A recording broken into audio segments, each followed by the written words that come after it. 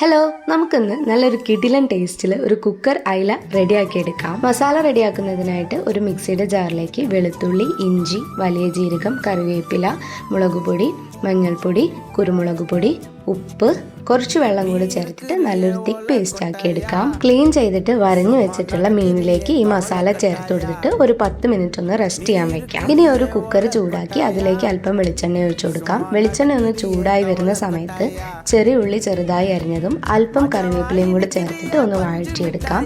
ഒരു brown colour ആയി വരുന്ന സമയത്ത് നമ്മൾ നേരത്തെ മസാല തേച്ച് വെച്ചിട്ടുള്ള മീന് ഓരോന്നായി വെച്ചു കൊടുക്കാം. ബാക്കി വരുന്ന മസാല മീനിന് മുകളിലായിട്ട് ചേർത്ത് കൊടുക്കാം. ഇനി ഇതിലേക്ക് അല്പം പുളിവെള്ളവും മുകളിലായി കുറച്ച് കറിവേപ്പിലയും കൂടെ ചേർത്തിട്ട് കുക്കർ അടച്ചു വെച്ച് ഒരു വിസിൽ അടുപ്പിച്ചെടുത്താൽ നമ്മുടെ സൂപ്പർ കുക്കർ അയില റെഡി ആയിട്ടുണ്ട്. അപ്പോൾ എല്ലാവരും ഒന്ന് ട്രൈ ചെയ്ത് നോക്കുക. നല്ല കിടിലൻ ടേസ്റ്റാണ്. വീഡിയോ ഇഷ്ടപ്പെട്ടാൽ ചാനൽ സബ്സ്ക്രൈബ് ചെയ്യാനും സപ്പോർട്ട് ചെയ്യാനും മറക്കരുത്.